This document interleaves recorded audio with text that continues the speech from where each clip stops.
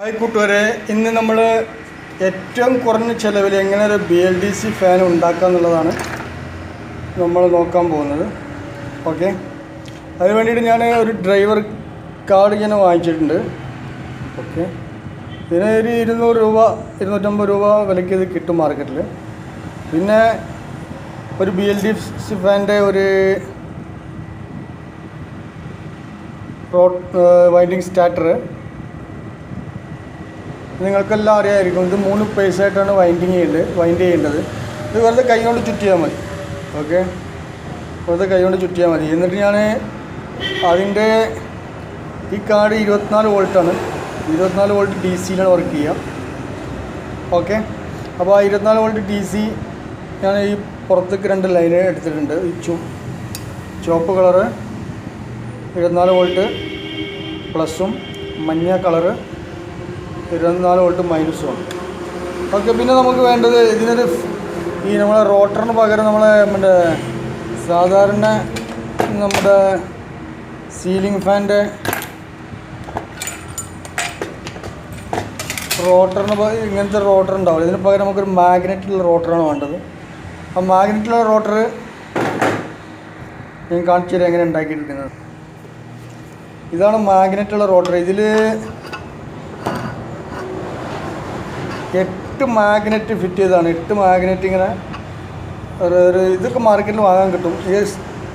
ഇതിങ്ങനെ തന്നെ വാങ്ങാൻ കിട്ടും ഈ മാഗ്നറ്റ്. ഓക്കെ,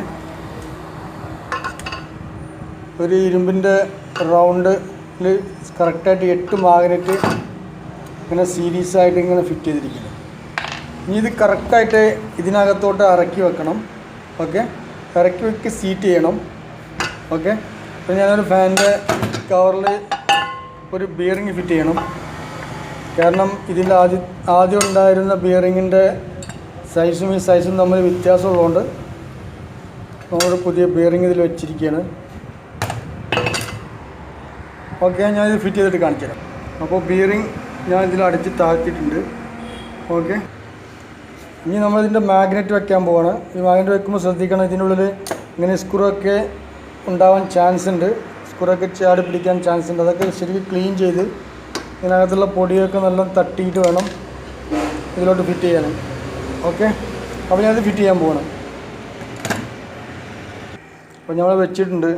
ഇതിനകത്ത് പൊടിയെല്ലാം ഉണ്ടെങ്കിൽ ഇത് തിരിച്ചു നോക്കിയാൽ അറിയാം, അത് സൗണ്ട് മാറും. അപ്പോൾ നമ്മളത് ശരിക്കും റൊട്ടേറ്റ് ചെയ്യുന്നുണ്ടോ എന്ന് ശരിക്കും ഉറപ്പ് വരുത്തണം. ഓക്കെ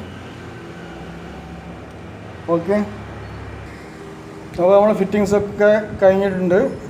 ഇനി നമുക്ക് ടോപ്പ് കവർ ഇടണം. ഈ ടോപ്പ് കവറിന് മുമ്പ് നമ്മൾ ഇതൊക്കെ കറക്റ്റായിട്ട് സോൾഡറിങ് ഒക്കെ പിടിച്ചിട്ടുണ്ടോയെന്ന് ഉറപ്പ് വരുത്തണം. ഇവിടെയാണ് 24 വോൾട്ട് കൊടുക്കണം ഈ സെക്ഷനിൽ. ഓക്കെ, അപ്പോൾ ഇത് പഴയൊരു കേസാണ്. നമ്മൾ ഇനി ഇതിന് നമുക്കൊരു SMBS വേണം. 24 വോൾട്ടിൽ ഒരു SMBS വേണം. അപ്പോൾ ഇതിൻ്റെയൊക്കെ SMBS ഇല്ലാത്തതുകൊണ്ട് 24 വോൾട്ടിൻ്റെ SMBS ഇല്ലാത്തതുകൊണ്ട് ഞാൻ ഒരു ട്രാൻസ്ഫോമർ വൈൻഡ് ചെയ്തെടുത്തേക്കാണ്.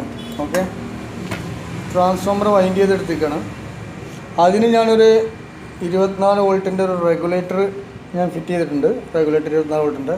ഓക്കെ, അത് നമ്മൾ ബ്രിഡ്ജ് റെക്ടിഫയർ ഉപയോഗിച്ച് ഫിൽറ്റർ ചെയ്തിട്ട് ഒരു കപ്പാസിറ്റി വെച്ച് ഫിൽറ്റർ ചെയ്ത് ബ്രിഡ്ജ് റെക്ടിഫയർ വെച്ചിട്ട് ഫിൽറ്റർ ചെയ്തതാണ്. അതിൻ്റെ ഔട്ട് ഒരു 24 വോൾട്ട് ഞാൻ എടുത്തിട്ടുണ്ട്. ഈ ഔട്ടാണ് ഞാൻ ഇതിൽ കൊടുക്കാൻ പോകണം. അപ്പോൾ ട്രാൻസ്ഫോമറാണ്. ട്രാൻസ്ഫോമർ ഇത് ഒരു 1 ആമ്പിയറിൻ്റെ മേലുണ്ട്. 1.5 ഉണ്ടാവും. ഇത്ര ആവശ്യമില്ല. 1 ആമ്പിയർ ഉണ്ടായാൽ തന്നെ സുഖമായിട്ട് വർക്ക് ചെയ്യും.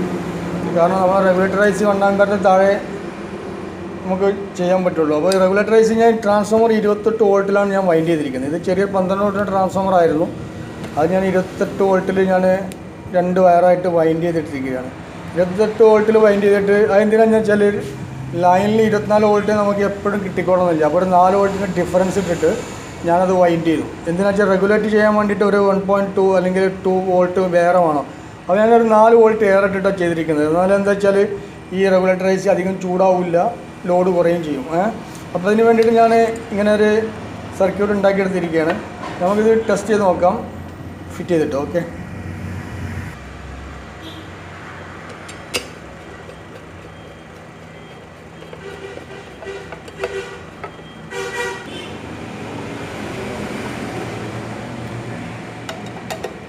നമ്മൾ 3 സ്ക്രൂ ഉള്ളതിന് 3 സ്ക്രൂ നമ്മൾ ടൈറ്റ് ചെയ്ത് 2 DC 24 വോൾട്ടിൻ്റെ വയർ നമ്മൾ പുറത്തേക്ക് എടുത്തു. ഓക്കെ, അപ്പോൾ നമ്മുടെ BLDC ഫാൻ വർക്ക് ചെയ്യുന്നുണ്ട്. നമ്മൾ ചെറിയൊരു ഡ്രൈവർ കാർഡ് അതിനുള്ളത് വെച്ചിരിക്കുന്നത് 24 വോൾട്ടിൻ്റെ. അത്യാവശ്യം RPM ഒക്കെ എടുത്തിട്ടുണ്ട്. പിന്നെ ഇതിൻ്റെ RPM കൂട്ടണമെങ്കിൽ ഇനി റിമോട്ട് വേണം. ഓക്കെ, റിമോട്ടിലൊരു RPM കൂട്ടാൻ പറ്റും.